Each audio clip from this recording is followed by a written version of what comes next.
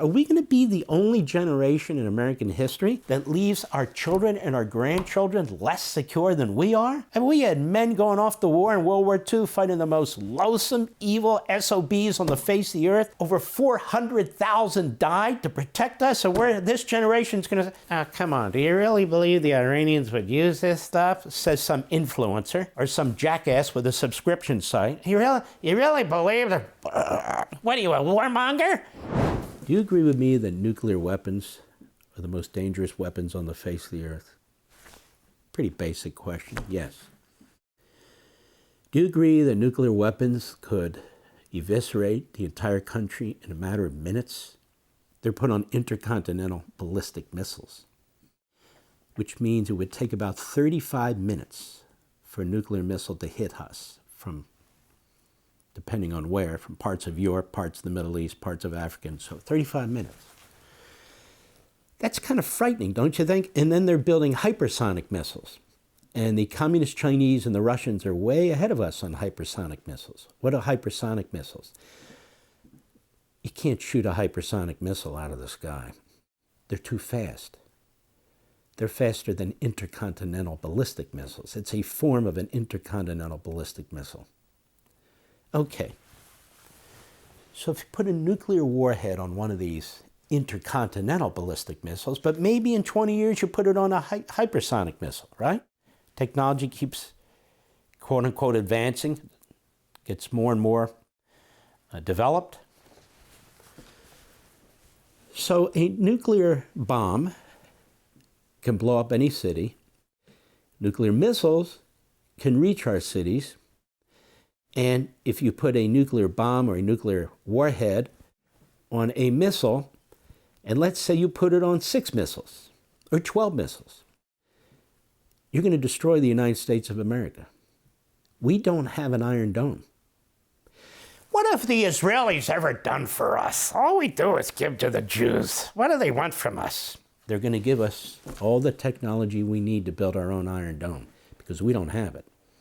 We came up with the idea of the Strategic Defense Initiative. We have advanced missile systems, some of them more advanced than Israel's. What we don't have is a dome system. And the only country on the face of the earth that does is Israel, because they signed a memorandum of understanding early on with Reagan, who came up with the SDI idea. And the memorandum of understanding permitted Israel to develop their own anti-missile system. And they went well beyond anything that any other country did because they did it out of necessity.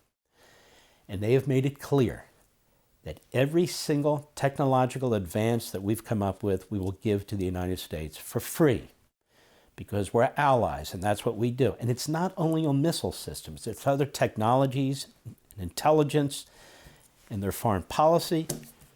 China and Russia tried for years to bring Israel under their wing. And Israel said, no, we're allied with the United States. You aware of this? I mean, so I'm giving you this as a side point, but in any event. So the communist Chinese are building advanced nuclear weapons systems to skirt anything that we create.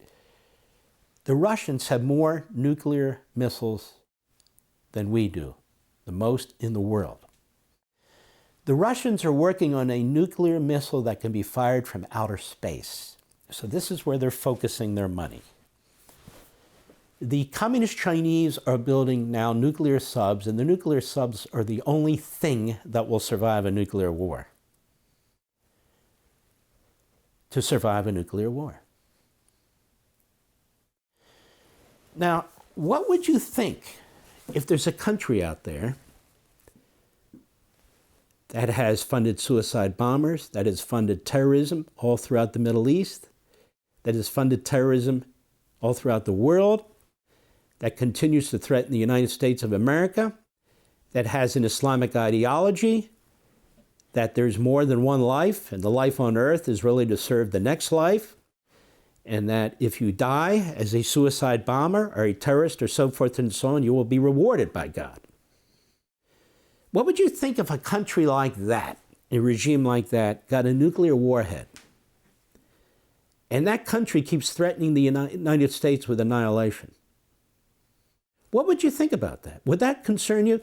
What about if you had influencers, people who have subscribers, people who have podcasts, particularly young people, who say, it's okay if Iran gets a nuclear missile, it's manageable. What's manageable? They'd never shoot a nuclear missile at us because we destroy them. Mutual assured destruction was a perfectly good strategy against the Russians and the Chinese because their ideology is not a death cult ideology. It's bad enough.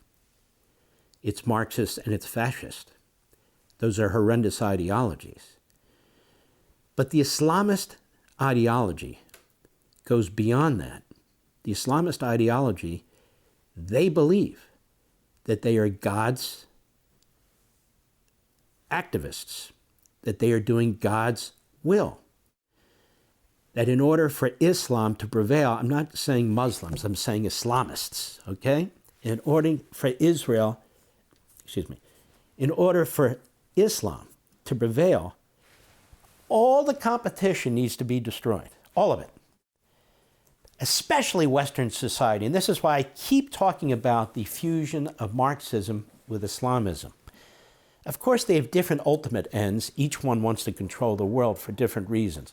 But the ends justify the means, which means they will work together, they will collude, what I call the fusion of the two, to destroy the West. The West has to be destroyed first, and the West being destroyed first means Israel has to be destroyed first, because there they are, right there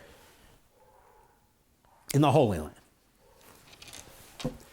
But putting Israel aside, the United States, what will we do if Iran develops a missile with a nuclear warhead and then develops more missiles? Once you have the knowledge and the capability, you can build 1,000 missiles. And that's what, by the way, that's what the inbred in North Korea is doing now. He now has dozens. He's looking to build hundreds of nuclear missiles. Hundreds. That's bad enough. But what do you do with a regime that says death is what God wants so we can reach the promised land? That's a whole nother level of bloodlust. That's their ideology. That's the purism of Islam or the Islamists. And so these influencers, most of whom haven't done a damn thing in their life other than be influencers, or others who have subscription services, or you have Soros and the Koch foundations getting together to have the Quincy Institute and other institutes. He's a radical libertarian, which means they really don't believe much of a defense. They don't really believe much of anything, including securing our border. They believed in open borders too. Charles Koch talked about it, fought for it all these years.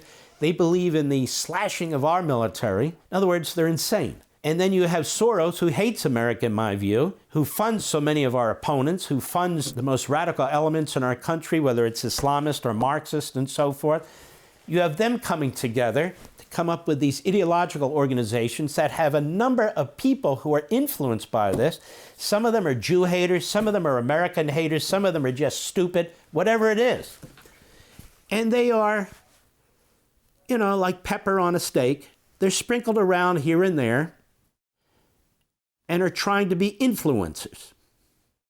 And they say, if you wish to prevent Iran from getting a nuclear weapon, because, folks, they're not going to do it voluntarily. Oh, look, we just signed an agreement. Okay, great, here. God, we just signed an agreement. We can't blow them off the face of the earth. If you believe blowing us off the face of the earth is a God directive, and they do, this doesn't matter. That's just a delay. That's rope-a-dope. I'm just telling you now, it's a totally different mindset. Totally different mindset when you send your children off to blow up people, including themselves. Do you think if Osama bin Laden had a nuclear weapon on 9/11, he would have used it? Do you think he would have? There's 100%. This would have been a chicken feed, hitting two towers, killing 20-some hundred people. Now, blowing New York off the face of the earth, that would have been something. Do you think he might have gotten that technology from the Iranians? If Iran had it, you better believe it. You better believe it. This is why I'm constantly speaking out about this, constantly saying they can't get a nuclear weapon. And by that I mean, I don't want any of this peace in our time stuff. Oh, look at this. They promised not to process the nuclear material at 60%. They can turn around on a dime. Turn around on a dime. The whole thing has to be dismantled or destroyed. If they won't dismantle it, we have to dismantle it. Not because of an ally, Israel, but that would be good enough.